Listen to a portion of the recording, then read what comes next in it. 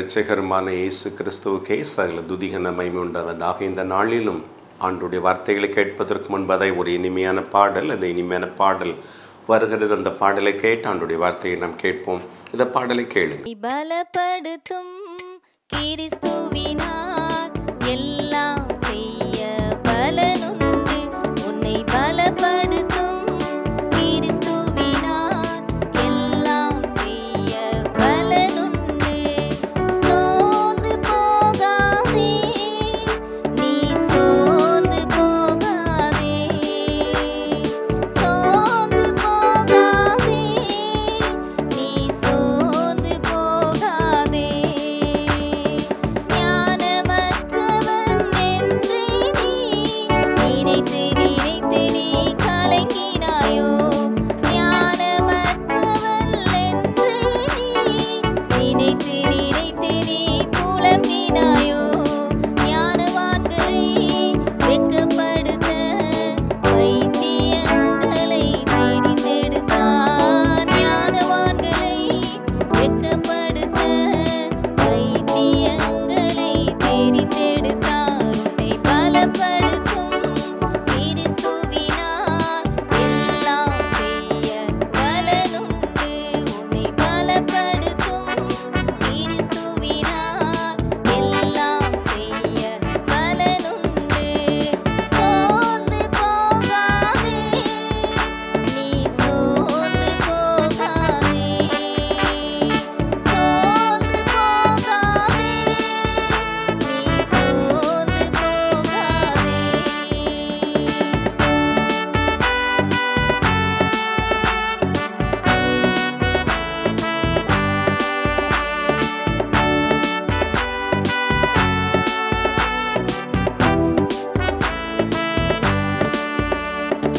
வாழ்க்கையில் முன்னேற வழி இல்லையோ, வாழ்நாள் முழுவதும் வேதனையோ. வாழ்க்கையில் முன்னேற வழி இல்லையோ, வாழ்நாள் முழுவதும் வேதனையோ.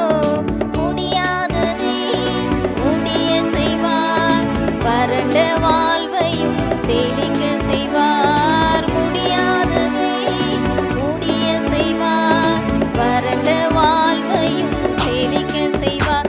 உன்னை பலப்படுத்தும் கிறிஸ்துவினால் எல்லாம் செய்ய பலனுண்டு.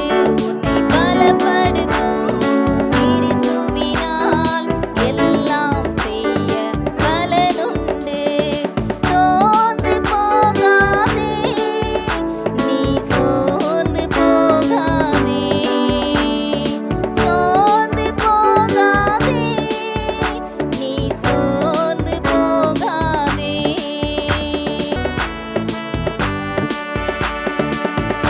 கிறிஸ்துவுக்குள் பிரியமானவர்களே, இந்த நாளில் உங்கள் ஒவ்வொருவரை இந்த நிகழ்ச்சி மூலமாய் பார்க்கிறதிலே மற்றற்ற மகிழ்ச்சி அடைகிறேன். ஒருவேளை ஒவ்வொரு நாட்களும் மிகுந்த தாகத்தோடு வாஞ்சையோடு நீங்கள் இந்த நிகழ்ச்சியை பார்த்து கொண்டிருக்கிறீர்கள். கர்த்தர் நிச்சயம் உங்கள் எல்லாரையும் ஆசீர்வதிப்பாராக. ஆண்டவருடைய கருத்தில் உங்கள் எல்லாரையும் ஆண்டவர் நிறைவான நன்மை கொடுத்து ஆண்டவர் நிரப்புவாராக. இந்த நாளில் ஒரு வசனத்தை உங்களுக்காக நான் வாசித்து நாம் தியானித்து ஜெபிக்க போகிறோம். இது உங்களுக்காக ஒரு வசனத்தை நான் வாசிக்கிறேன். 2 நாளாகமும் 14ஆம் அதிகாரம் 11ஆம் வசனம். 2 நாளாகமும் 14ஆம் அதிகாரம் 11ஆம் வசனம். ஆசா தன் தேவனாகிய கர்த்தரை நோக்கி கூப்பிட்டு, கர்த்தாவே, பலமுள்ளவனுக்காகிலும் பலவீனனுக்காகிலும் உதவி செய்கிறது உமக்கு லேசான காரியம். எங்கள் தேவனாகிய கர்த்தாவே, எங்களுக்கு துணை நில்லும். உம்மை சார்ந்து உமது நாமத்தில் ஏராளமான இந்த கூட்டத்திற்கு எதிராக வந்தோம். கர்த்தாவே, நீர் எங்கள் தேவன், மனுஷன் உம்மை மேற்கொள்ள விடாதேயும் என்றான். கிறிஸ்துவுக்குள் பிரியமானவர்களே, ஆசா என்று சொல்லப்பட்ட ஒரு ராஜா, யூதா ராஜாவில் இவர் 3வது ஒரு ராஜா. ஒருவேளை தேவ சமயத்தில் தாவீது எனப்பட்ட ஒரு ராஜா இருக்கிறார்.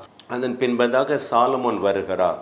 அந்த சாலமோனுக்கு பின்பதாக ரெகோபயாம் வருகிறார். அந்த ரெகோபயாமுக்கு பின்பதாய் அபியா வருகிறார். அந்த அபியாவின் குமாரனா தான் இந்த ஆசா. ஆகவே இந்த அருமையான யூதாவின் ராஜாவாய் இருக்கிற இந்த ஆசா ஆண்டுடைய பாதத்தில் கர்த்தருக்கு ஏற்ற ஒரு மகனாய் தேவ பாதத்தில் உருவாக்கப்பட்ட ஒரு மகன். ஆண்டுடைய கரத்தில் ஒருவேளை கர்த்தருக்காகவே தெய்வ சமூகத்தில் உருவாக்கப்பட்டு வளர்க்கப்பட்ட ஒரு மகனாய் வருகிறார்.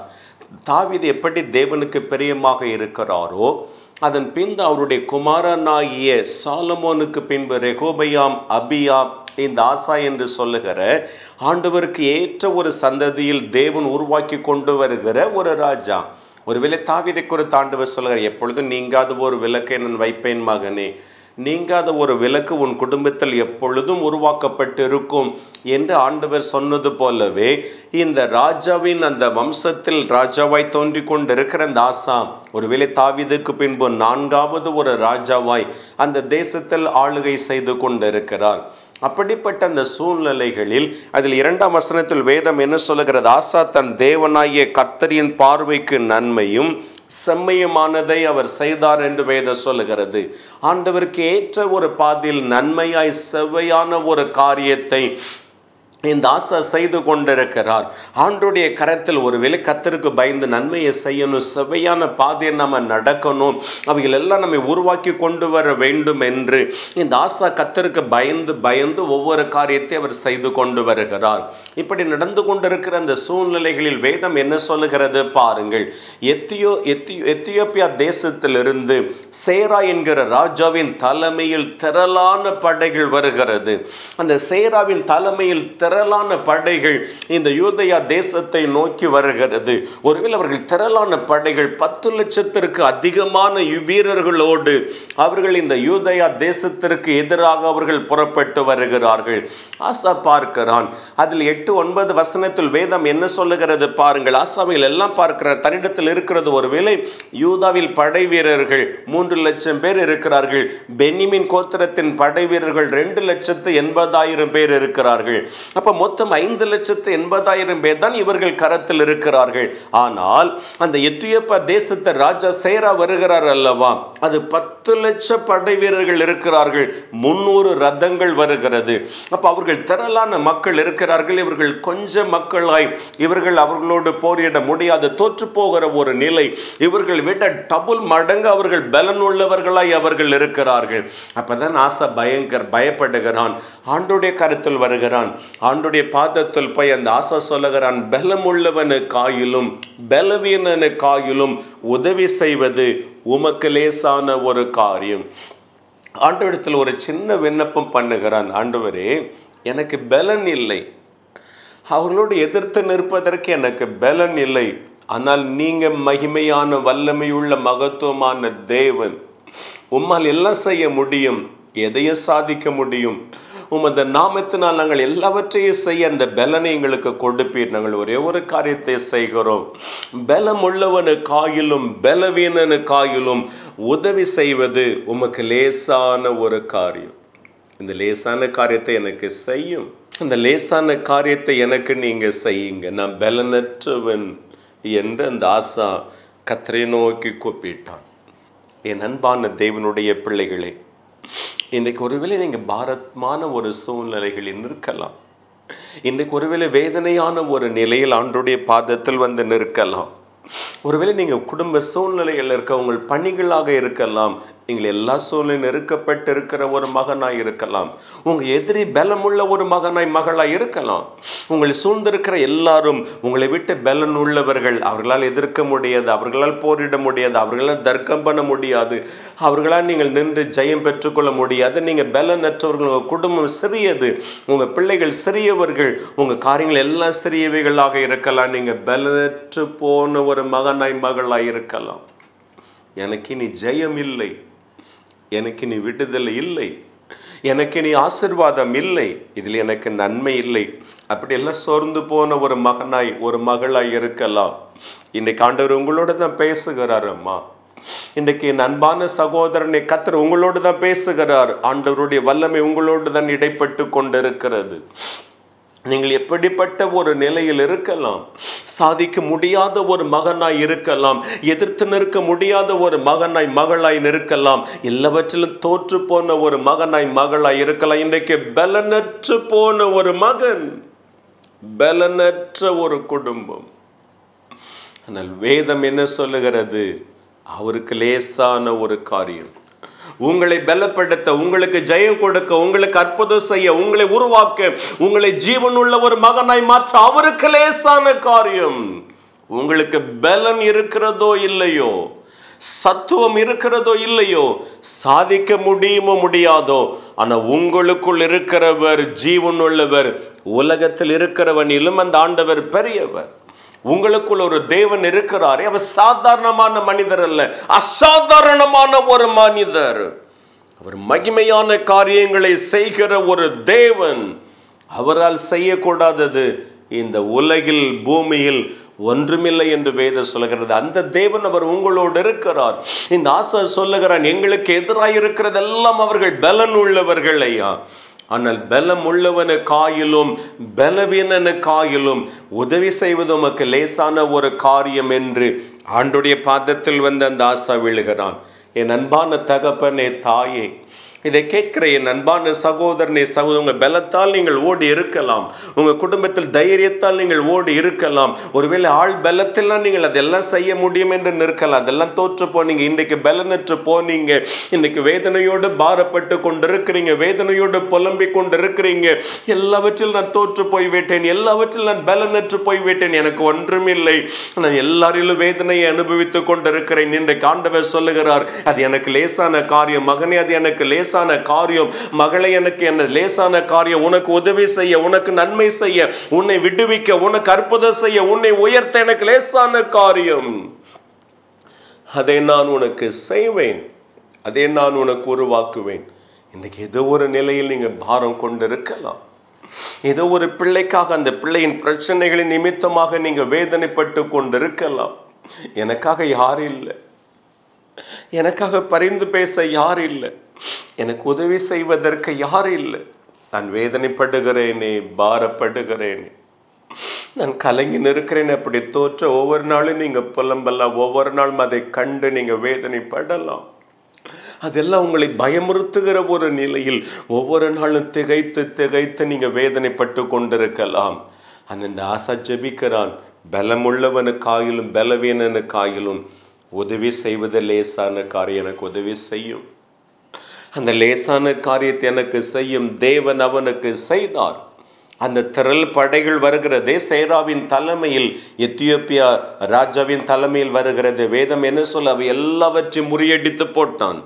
அதில் 14ஆம் வசனத்தில் வேதம் சொல்லுகிறது, 14ஆம் அதிகாரம் 14ஆம் வசனத்தில் வேதம் என்ன சொல்லுகிறது, இவர்களை குறித்ததான ஒரு பயம் எல்லாருக்குள்ளும் வந்தது என்று வேதம் சொல்லுகிறது. என் அன்பான தேவ பிள்ளைகளே, நீங்கள் ஆண்டவருடைய பிள்ளைகளாய் தேவ கரத்தில் வருகிற பொழுது உங்களை கர்த்தர் பலப்படுத்துவார். உங்களை தேவன் அவருடைய பாதையிலே அவர் உயர்த்த போகிறார். அதுக்கு அவருக்கு லேசான ஒரு காரியம். அதே 2 நாளாகமும் 15ஆம் அதிகாரம் 16ஆம் வசனத்தில் வேதம் என்ன சொல்லுகிறது பாருங்கள். இந்த ஆசா பார்க்கிறார். இந்த ஆசாவின் தாய் தான் மாகாள் என்று சொல்லுகிற அந்த தாய். அந்த தாய் தான் இந்த ஆசாவை பெற்றெடுத்த தாய், உருவாக்கின தாய். ஆனால் வேதம் என்ன சொல்லுகிறது, அந்த தாய் ராஜாத்தியாய் இராதபடி இந்த ஆசா தள்ளி போட்டான். தன் தாயாகிய மார்காள் ராஜாத்தியாய் இராதபடி இவள் என்ன செய்தால் தள்ளி போட்டான் என்று வேதம் சொல்லுகிறது. ஏன் அந்த மாகாளை தள்ளி போட்டான்? ஏன் தன் தாயை ராஜாத்தியாய் இராதபடி தள்ளி போட்டான்? வேதம் சொல்லுகிறது, விக்கிரகங்கள் எல்லாம் உருவாக்கி, விக்கிரகங்கள் எல்லாம் வழிபட்டு கொண்டு அதை நமஸ்கரித்து அநேகரை வழி விலக பண்ணுகிற ஒரு தாய் தான் அந்த மாகாள் என்கிற அந்த தாய். வேதம் சொல்லுகிறது, அவைகள் எல்லாம் வெட்டி தகர்த்து போட்டு கிதரோன் ஆற்றங்கரையில் அவைகள் எல்லாம் சுட்டரித்தான் என்று 16ஆம் வசனத்தில் வேதம் சொல்லுகிறது. ஆண்டவருக்கு பிரியமான ஒரு மகன் தான், ஆண்டவருக்கு ஏற்ற ஒரு மகனாக தான் இந்த ஆசாவை ஆண்டவர் உருவாக்கி கொண்டு வந்தார். அவனுடைய தாய் அந்த விக்கிரங்கள் எல்லாவற்றையும் நடப்பித்து ஆண்டவருடைய பாதை விட்டு ஜனங்கள் வழி விலகி போகிறதற்கு ஏற்ற ஒரு காரியத்தை அந்த மாகாள் செய்த பொழுது, அந்த மாகாளை ராஜாத்தியாய் இராதபடி தள்ளி அந்த விக்கிரங்கள் எல்லாம், அதன் தோப்புகள் எல்லாம், அதன் அசுத்தத்தை எல்லாம் ஆற்றின் ஓரமாகவே சுட்டரித்து போட்டான். இதுதான் ஆண்டவருக்கு பிரியமான காரியம். உங்களுக்கு ஒரு காரியம் நடக்கலை, உங்களுக்கு ஒரு காரியம் ஜெயம் இல்லை, ஏதோ ஒரு அசுத்தம் இருக்கிறது, ஏதோ ஒரு வேதனை இருக்குது உங்கள் குடும்பத்தில், ஏதோ ஒரு வேதனையான காரியம் உங்கள் குடும்பத்தில் நடைபெற்று கொண்டு இருக்குது. உங்கள் குடும்பத்தை பரிசுத்தம் பண்ணுங்கள், ஆண்டவர் லேசான காரியத்தை செய்வார். எப்படிப்பட்ட ஒரு நிலையில் நீங்கள் பாரப்படலாம். ஒருவேளை அந்த அசுத்தம், அந்த வேதனை யாரோ ஒருவர் நிமித்தமாய் வரலாம். இந்த ஆசாவுக்கு அவருடைய தாயின் நிமித்தமாக தான் அந்த வேதனை வந்தது. மாகாள் என்று சொல்லுகிற அந்த தாயின் நிமித்தமாக தான் அந்த விக்கிர ஆராதனை, அந்த வேதனை அந்த ராஜ்யத்திற்குள்ளாக வெளிப்பட்டது. அதை ராஜாத்தே இராதபடி தள்ளி போட்டு அந்த விக்கிரங்கள் எல்லாம், தோப்புகள் எல்லாம் அவன் சுட்டரித்து போட்ட பொழுது ஆண்டோடைய வல்லமை, பரிசுத்தம் அந்த அரண்மனையில் வெளிப்பட்டதல்லவா? உன் குடும்பத்தை நீங்கள் பரிசுத்தப்படுத்துங்கள். உன் குடும்பத்திற்குள்ளாக ஆண்டவருடைய வல்லமை வெளிப்படணும். ஆண்டவர் உங்களுக்கு உதவி செய்வது, ஆண்டவர் உங்களுக்கு நன்மை செய்வது, ஏதோ ஒரு அசுத்தம், ஏதோ ஒரு பாவம், ஏதோ ஒரு வேதனை தடை செய்து கொண்டு இருக்கலாம். இன்றைக்கு அதை எடுத்து போடுங்கள், அதை விலக்கி போடுங்கள். கர்த்தர் அந்த நடுவில் உங்களுக்கு ஒரு அற்புதத்தை செய்வார். நீங்கள் சோர்ந்து போகாதீர்கள். என் அன்பான தேவனுடைய பிள்ளைகளே, பலனற்றவர்களுக்கு அவர் உதவி செய்ய போகிறார். வெறுமையான உங்களுக்கு அவர் உதவி செய்ய போகிறார். அது அவருக்கு லேசான ஒரு காரியம் அல்லவா? இன்றைக்கு எல்லாரும் கண்களை மூடி நாம் ஜெபிக்கலாம். எங்களை நேசிக்கிற நல்ல பிதாவே, பலமுள்ளவனுக்காகிலும் பலவீனனுக்காகிலும் உதவி செய்வது உமக்கு லேசான ஒரு காரியம் அல்லவா? இன்றைக்கு அந்த லேசான காரியத்தை இந்த பிள்ளைகளுக்கு செய்யும். என்னோடு இணைந்து ஜெபித்து கொண்டிருக்கிற ஒவ்வொரு பிள்ளைகளுக்கு நீங்கள் அதை செய்யுங்க. உமது பலமான வல்லமை ஒவ்வொரு பிள்ளைகளுக்குள்ளும் இன்றைக்கு வெளிப்படட்டும் ஐயா. கர்த்தருடைய வல்லமை ஒவ்வொரு பிள்ளைகளை இன்றைக்கு தொடுவதாக இயேசுவின் நாமத்தில். குடும்பத்தில் இருக்கிற அசுத்தங்கள், அந்த விக்கிர ஆராதனைகள், அந்த வேதனைகள், பொல்லாத கிரியைகள் வெளியேற்றப்படட்டும். உமக்கு பிரியமில்லாத எந்த அசுத்தமும் இந்த பிள்ளைகளை விட்டு வெளியேற்றப்படட்டும் ஐயா.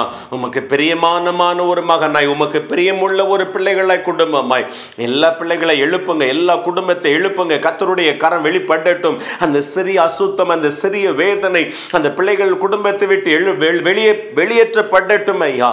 யாரோ ஒரு மகன் நிமித்தமாய், மகள் நிமித்தமாய், ஏதோ ஒரு தகப்பன் தாயார் நிமித்தமாய் அந்த அசுத்தம் அந்த குடும்பத்திற்குள் வந்து இன்றைக்கு ஜெயம் கிடைக்காமல், ஆசீர்வாதம் கிடைக்காமல், தரித்திரங்கள், வேதனைகள், குறைவுகள், பலவீனங்கள், பல பாடுகள் நெருக்கி கொண்டிருக்கலாம். இன்றைக்கு அவை எல்லாம் இயேசுவின் நாமத்தில் இந்த பிள்ளைகளை விட்டு விலகி போவதாக. கர்த்தர் அந்த குடும்பத்தை பரிசுத்தப்படுத்துவீராக. உமது வல்லமையான கரம் இன்றைக்கு வெளிப்படட்டும். இயேசுவின் நாமத்தில் அநேக குடும்பம் இன்றைக்கு பரிசுத்தப்படுத்துகிறதற்காக நன்றி. உமது வல்லமை வெளிப்படுகிறதற்காக உமக்கு நன்றி செலுத்துகிறோம். கர்த்தர் ஒவ்வொருவரை தொடுவீராக. என் அன்பான சகோதரி, உங்கள் குடும்பத்தை பரிசுத்தப்படுத்துங்கள். அந்த அசுத்தம் உங்க குடும்பத்தை விட்டு விலகட்டும். அந்த வேதனை உங்க குடும்பத்தை விட்டு விலகட்டும். ஆண்டவருடைய வல்லமை இன்றைக்கு வெளிப்படுகிறது. நான் அற்புதம் செய்வேன், என் வல்லமை வெளிப்படும், அது எனக்கு லேசான காரியம், அந்த லேசான காரியத்தை நான் நடப்பித்து கொடுப்பேன். தெய்வ வல்லமை எல்லாரையும் தொடட்டும் அப்பா. கர்த்தர் ஒவ்வொருவரை தொடுவீராக. ஒரு வாலிப மகளை கர்த்தர் தொடுகிறார். நீ போய்கொண்டிருக்கிற பாதை தவறான ஒரு பாதை மகளே. நீ போய்கொண்டிருக்கிற அந்த பாதையை விட்டுவிடு. ஆண்டவருக்கு பிரியமில்லாத காரியத்தை நீ செய்து கொண்டிருக்கிறாய். அந்த வாலிபன் உனக்கு துணை அல்ல. அது இருளில், அசுத்தத்தில், வேதனையின் பிடியில் அகப்பட்டிருக்கிற ஒரு மகன்.